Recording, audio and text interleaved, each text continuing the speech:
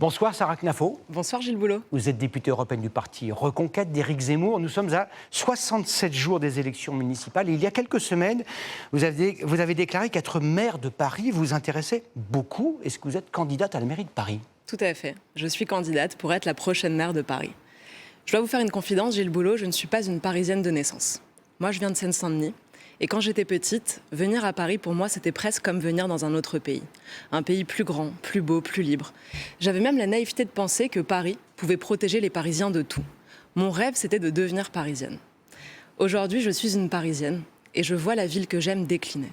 Je vois les femmes avoir peur dans la rue, je vois la dette qui explose, je vois les impôts qui augmentent, une ville sale, insalubre. Donc aujourd'hui, l'urgence est à l'action. C'est pour ça que je me présente, pour faire de Paris une ville heureuse. Alors, il y a déjà des candidats à la mairie de Paris, il y en a déjà 5. Vous êtes la 6e. On imagine que votre objectif, c'est de faire basculer Paris à droite. Il y a déjà une candidate de droite, Rachida Dati, elle est maire du 7e arrondissement. Elle n'est pas assez de droite pour être votre candidate? Mon adversaire n'est pas Rachida Dati. Mes adversaires, d'ailleurs, ne sont même pas les autres candidats. Mes adversaires, ce sont les problèmes, la dette, la gabegie, les embouteillages, tout ce qui aujourd'hui ruine la vie des Parisiens. Moi, j'ai été magistrate à la Cour des comptes. Je suis aujourd'hui députée européenne, j'ai toute ma vie servi l'intérêt général. Aujourd'hui, mon objectif, c'est de servir les Parisiens. Personne, dans cette élection, n'aura le même programme que moi. Personne ne sera aussi déterminé que moi pour mettre fin à la gabegie à Paris. J'ai un plan d'économie de près de 10 milliards d'euros pour pouvoir enfin baisser les impôts des Parisiens, pour diviser par 2 la taxe foncière de tous les Parisiens. Et personne ne sera plus démocrate que moi. Je serai la maire la plus démocratique que Paris ait connue en imposant au moins 2 référendums par an. Allons un peu au-delà. Puisque vous êtes candidate à la mairie de Paris, cela exclut que vous soyez candidate à l'élection présidentielle en 2027. Ah bah tout à fait. Moi, mon ambition, c'est de redresser Paris. Quoi qu'il advienne, vous ne serez pas candidate à l'élection présidentielle de 2027. Redresser Paris, monsieur Boulot, c'est un travail à plein temps. Si les Parisiens me font confiance, j'aurai 6 ans pour redresser la plus belle ville du monde. C'est un travail à plein temps et je pense que je ne manque pas d'ambition en vous disant ça. Faire de Paris une ville heureuse, c'est déjà une immense ambition pour moi. Donc vous excluez, quoi qu'il arrive, d'être candidate à l'élection présidentielle de 2027. Absolument. J'espère qu'on aura un autre candidat pour mon parti Reconquête, mais puisque je suis là pour annoncer ma propre candidature, je ne vais pas vous faire les annonces de toutes les candidatures. Non, mais... Comme vous l'avez dit, le vote pour Paris arrive très bientôt, c'est dans 2 mois.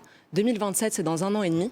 Et moi, aujourd'hui, je me laisse 6 ans pour redresser la plus belle capitale du monde. Mais le président de votre parti Reconquête, Éric Zemmour, n'est-il pas le candidat naturel pour 2027, pour la présidentielle? Il l'est tout à fait, mais je n'ai pas envie d'annoncer sa candidature à sa place, donc je vous propose de l'inviter, peut-être qu'il acceptera. Donc vous n'avez pas envie d'être candidate, vous n'êtes pas tentée et vous n'êtes pas soutenue pour l'être? Moi, j'ai envie d'être maire de Paris. J'ai envie de gouverner avec les Parisiens. Je vais même vous dire, ma liste ne sera pas celle d'un parti. Ce sera la liste de tous les Parisiens. Aujourd'hui, je me présente devant vous en faisant appel à toutes les bonnes volontés. Je dis aux Parisiens qui nous écoutent que vous soyez restaurateur, pharmacien, ingénieur en travaux publics, directeur de crèche, j'ai besoin de vous.